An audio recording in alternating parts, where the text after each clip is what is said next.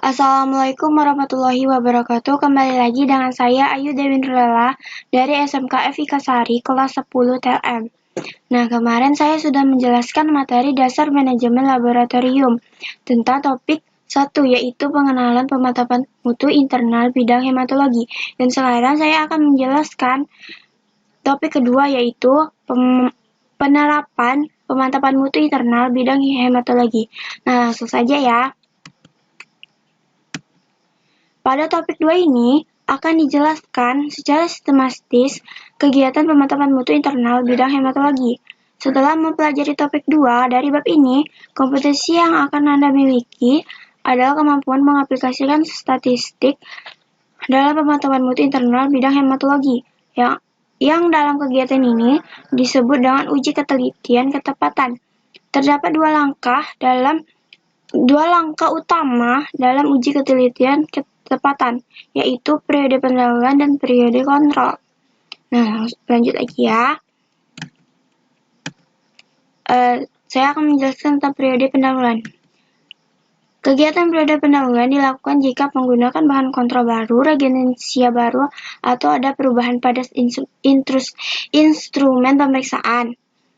Pada periode pendahuluan ini dilakukan pemeriksaan bahan kontrol setiap hari sebelum melaksanakan pemeriksaan sampel pasien. Ini dilakukan untuk mendapatkan nilai rata-rata, nilai standar deviasi, dan nilai koefisien. Nah, selanjutnya yaitu periode kontrol.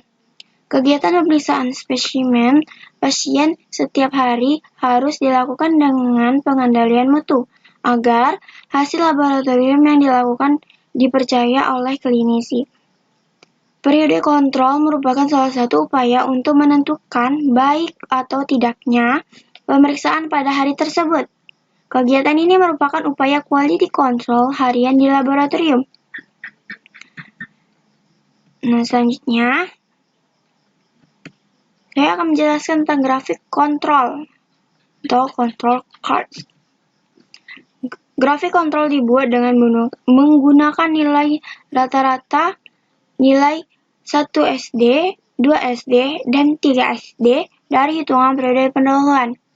Nah, sebelum itu saya akan memberikan gambaran seperti yang ini.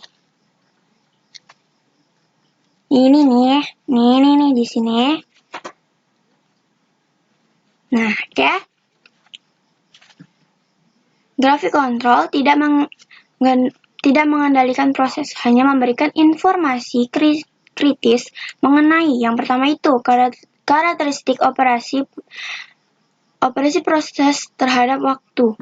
Yang kedua, variasi biasa yang diprediksi terjadi dalam proses.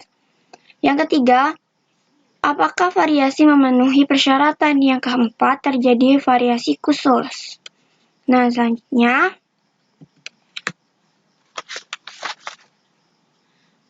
saya selanjutnya akan menjelaskan langkah-langkah evaluasi nilai kontrol pada grafik kontrol.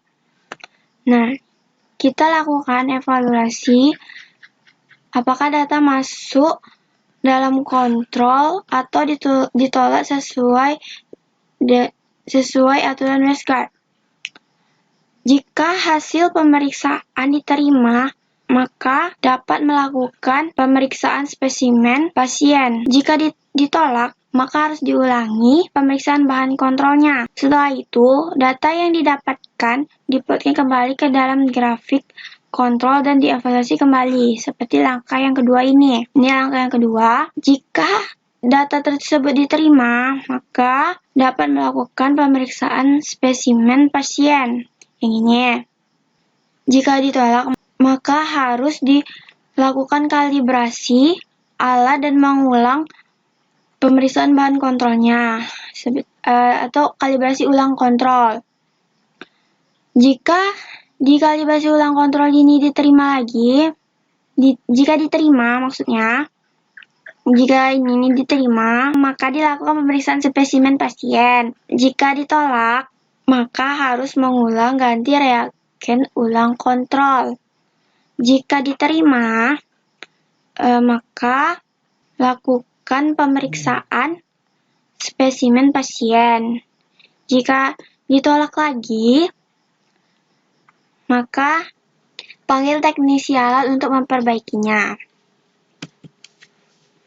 Dan sekian hasil yang saya jelaskan. Kalau ada kata-kata yang salah atau tidak dimengerti, mohon maaf karena saya masih dalam proses belajar.